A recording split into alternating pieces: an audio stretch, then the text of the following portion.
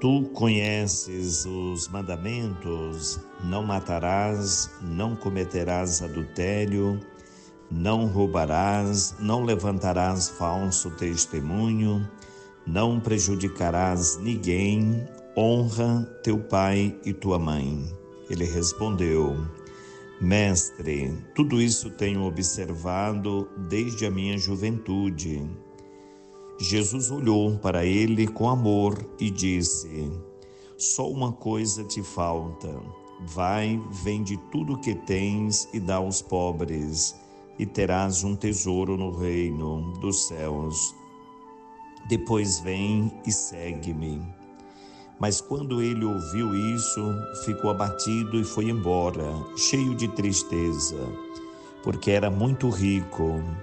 Jesus olhou então ao redor e disse aos discípulos: Como é difícil para os ricos entrar no reino de Deus. Meus irmãos e minhas irmãs, hoje é domingo, dia do Senhor, dia 13 de outubro de 2024. Estamos celebrando hoje o 28º domingo do tempo comum. E o Evangelho de Jesus, que é escrito por Marcos, capítulo 10, de 17 a 30, é aquele famoso episódio do encontro de Jesus com um jovem que inicia um diálogo perguntando o que ele deveria fazer para ganhar o reino dos céus. E Jesus apresenta, então, os 10 mandamentos. E ele diz: olha, tenho observado isso desde a minha juventude. E Jesus olha para o jovem com amor e diz: uma só coisa te falta. Vende os teus bens, doa para os pobres, e tu terás o reino no céu. E o jovem foi embora muito triste, porque ele possuía muitos bens. E Jesus diz: como é difícil para um rico entrar no reino dos céus, como é difícil para os ricos entrar no reino dos céus. E depois Jesus se volta para os discípulos e diz: como é difícil entrar no reino de Deus. Vejam que a primeira afirmação de Jesus é voltada para aquela realidade. Mas depois o próprio Jesus amplia, como ele coloca, quando ele faz a segunda afirmação, ele está apresentando para todos. Por isso que ele vai dizer: para os homens isso é impossível, mas para Deus nada é impossível. Para Deus é possível. Para dizer, meus irmãos, e aqui é bom nós entendermos que o jovem, por ser muito rico, ele quase está perguntando a Jesus quanto deve pagar para ir para o céu. É isso que ele está perguntando. Então, ele está perguntando isso, apesar dele conhecer os mandamentos da lei de Deus, porque está aqui, ele diz: olha, tenho observado tudo isso, como quem diz, eu conheço todos os mandamentos. Mas ele não conhecia a necessidade de viver dos mandamentos. Conhecer é uma coisa, viver é outra, é a segunda parte. Então, conhecia todos os mandamentos, mas a outra parte, que parecia ser a mais simples, ele era incapaz de praticar. Ele era incapaz de observar. E aqui Jesus traz esta linda reflexão que também serve para nossas vidas, hein? Às vezes nós conhecemos por onde devemos seguir, conhecemos os mandamentos, conhecemos as orientações da igreja, sabemos o que nós devemos fazer e temos pleno conhecimento do que não devemos fazer. Conhecemos o caminho por onde devemos seguir e conhecemos também o caminho por onde não devemos seguir. Mas a gente não cumpre.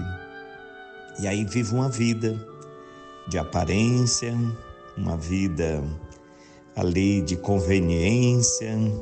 Hoje, se der, eu vou. Hoje Se eu tiver bem, minha energia tiver positiva, eu faço. Pois bem, não é isso que está dito aqui por Jesus Cristo, né? Quando ele diz para o homem, né? Então, quem pode ser salvo? Esta é a pergunta, né? Jesus olhou para eles e disse: para o homem isso é impossível, né? Quem pode se salvar? Ninguém se salva. Jesus está dizendo, só Deus salva. Para o homem isso é impossível, mas para Deus não. Para Deus tudo é possível. A salvação é dado por Deus. Quem nos salva é Deus.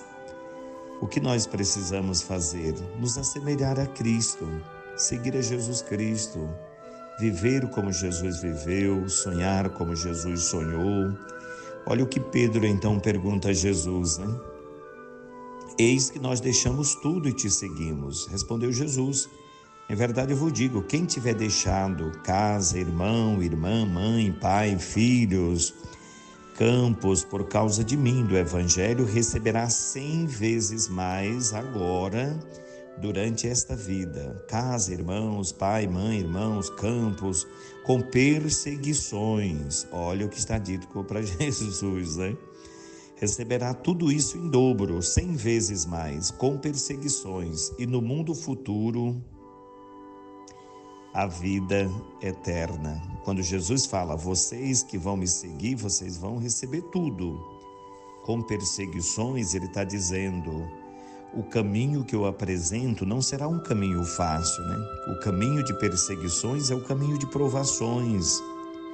É o caminho que nos leva às vezes ao cansaço, à vontade de desistir, à contaminação com as coisas do mundo. E aí vem aqueles sentimentos. Por que tem pessoas que às vezes fazem um lindo caminho na igreja e do nada um vento sopra e a pessoa desaparece? Você fica se perguntando, mas por que, meu Deus? O que aconteceu? Não parecia ser uma pessoa tão íntegra, tão madura, tão envolvida, engajada. Para onde foi? Não sei. A pessoa nega a sua fé. Às vezes a gente até ouve entre nós pessoas dizem, eu perdi a minha fé. Como é que perde o que não tinha? A pessoa, se tem fé, o vento pode bater de todos os lados. É aquela casa construída sobre a rocha. Ela não vai desistir. Ela vai balançar.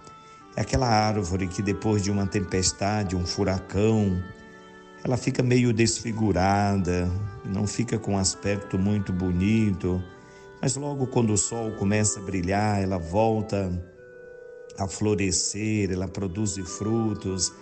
É assim que deve ser a nossa vida. Quando Pedro diz, Senhor, nós que deixamos tudo, o que nós vamos receber? Jesus diz, olha, vocês vão receber tudo neste mundo, com perseguições, ou seja, com provações. Vocês vão ter o suficiente para viver neste mundo com perseguições, e no mundo futuro o descanso eterno, a vida eterna é dito por Jesus Cristo. Por isso a pergunta do jovem, o que eu devo fazer para ganhar a vida eterna? Ele está perguntando, quanto eu devo pagar para ter a eternidade? E Jesus diz, olha, está aí, olha os mandamentos. Não, tudo isso eu já conheço.